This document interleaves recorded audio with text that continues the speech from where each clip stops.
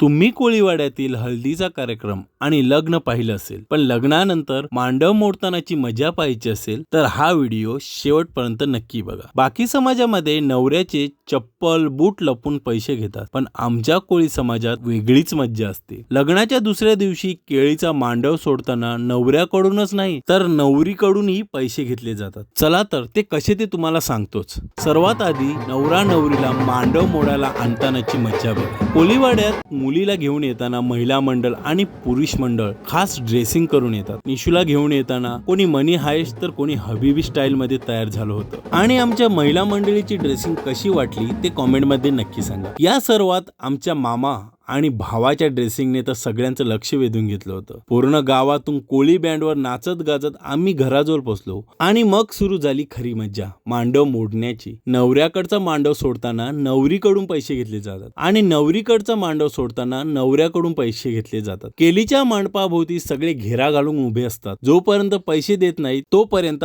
आत येऊ देत नाहीत. पण लक्षात ठेवा, हे सगळं फक्त परंपरा जपण्यासाठी आणि मजा मस्ती म्हणून केलं जातं. यात कुठेही जबरदस्ती नसते. आणि शेवटी दोघांनाही ओवाळणी करून केलीचे मांडव सोडून आत घेतलं जातं.